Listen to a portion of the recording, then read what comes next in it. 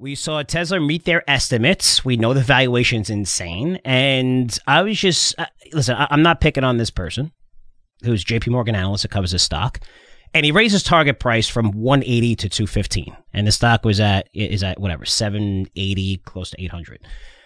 The average sell side price ranges from 215, which is the low end for JP Morgan, and another boutique firm at $1,591, $1,591.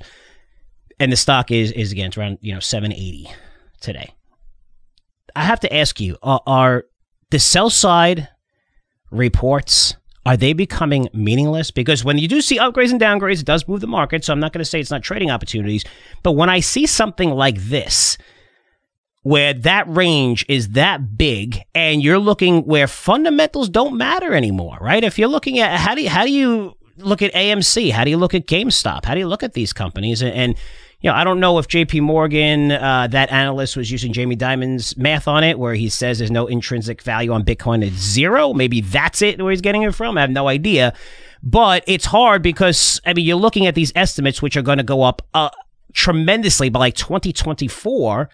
And even at their estimates, it's going to be trading like 125, 130 times forward earnings. So, yeah, I don't know if these things even make sense anymore. I know there's a lot between investment fees, which we talk about all the time, which is a big bias, right? Especially small caps. You're not going to cover small cap unless they're going to get investment fees. They're not going to waste their time. So, I'm curious. I'm going to ask you, are these reports, and these guys are brilliant here, but when you see ranges like this and you're seeing so many times that fundamentals don't matter, what's the value of these reports? I think meaningless is a strong word, but you're somewhere on track there. I just have a limited vocabulary, so I can't pinpoint it exactly. But you just listen. The guys on the sell side, they, like you said, they're brilliant. They have access to great information and up-to-date information. However, they're biased and human too. It's hard to admit you're wrong. It's hard, when you, in the investing world, Frank, when you're wrong, you don't say you're wrong, you're early. So if you have a price target on something that's 300, it's 700. It's like, well, just wait. I'm just a little early, my thesis will play out or whatever. So you just have to kind of take these kind of company by company and not just paint with such a broad brush. You know what I don't understand? Because you got Tesla bulls, you got crazy Tesla bulls that, whatever, pick a price target, bulls 10,000. And bears, crazy bears. It's fraud, batteries on fire. Everyone's just, there's so much emotions, especially on social media with this. But the JP Morgan, if I was you, just, again, you're probably a lot smarter than me. Wait a minute, you talking to me or the audience? I'm talking to the audience. Okay. You're definitely smarter than me. I'm talking about, the analysts at JP Morgan here.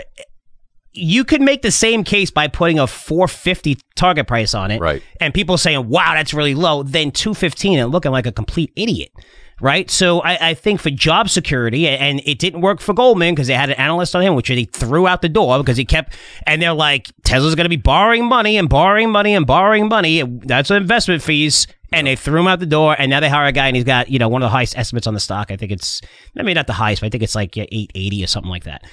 Much higher than it is today. So you have to be careful, but it's almost, even when you look at this, when they have like, say, what does Goldman call it? The conviction buy list.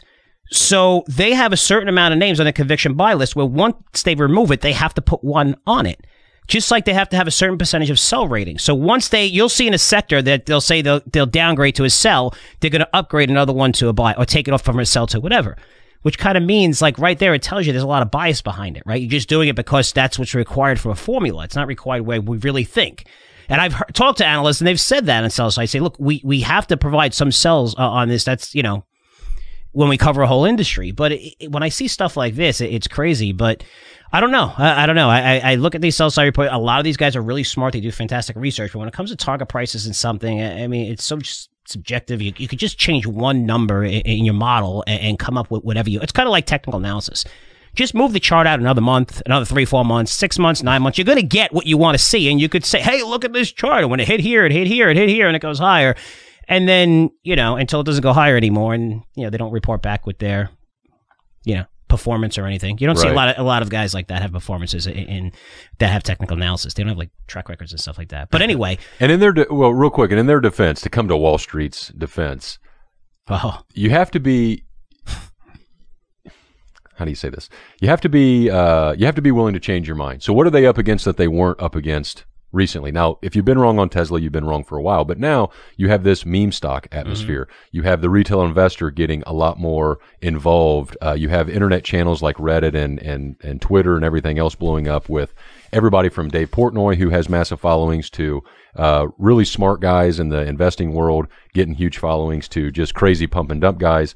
But you have to pay attention to that as a Wall Street analyst. Maybe you don't have to let it deter or really control your thinking, but I think a lot of that is just, they're just ignoring it. They thought, this will pass. This is just a season. And it still may be, but it's going to be a hell of a lot longer season. It's like the Game of Thrones. Winter is coming. You know, I haven't seen all that, but you don't need to listen to that very long to realize winter is not like a 3 or 4 month season in that show. It could be forever. Quick question. Out of the 3 car makers that I'm going to give you, okay, Tesla, GM, Ford, which one do you like the most right now today? And considering Tesla had great numbers and there's more chips that go into those cars than anything, which is very interesting to me of why they're able to produce. And again, they're producing on a much, much smaller scale than these guys, you know, which we have to put in take consideration. But which one of those companies would you buy right now? GM. You want to know why? I want to know why. I'm curious. Politically speaking, people, this is the easiest layup here, and I'll go out on record. We can timestamp this, Frank. We can either make me look great or make me look silly. Engine number 1 has taken a stake in GM. Why do I bring up engine number 1? Because engine number 1 is the small activist firm, and I say small. I don't know what their management is, but they're small in the big players, because they're the ones that took over and got board seats at ExxonMobil, one of the biggest oil and gas producers. By convincing how? BlackRocks. Did they go hit the campaign trail and get the average individual investor to buy into their ideas? Absolutely not.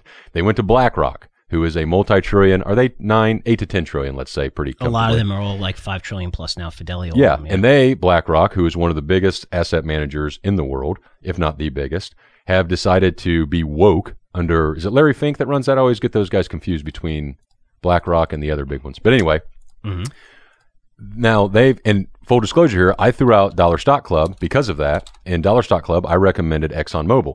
And what did it do? It immediately went down about 15%. So thank goodness we have 25% stop losses on that one. But now it's basically trading flat. I think we're in around 61 is where I recommended it. It's basically 60 today. But I'm doing that from a fun political standpoint, because when you have those kind of asset managers become politically activist, that means, Frank, money is going to flow into those stocks, in my opinion. It's not just flowing into those stocks. Look how brilliant they are, because now what they're doing. Who's brilliant? Engine. Oh, I mean, they're brilliant, because you would think like, oh man, they're going to force, like, even that was even my first instinct, like, well, with Exxon, they're going to force an oil company to drill less, which is what?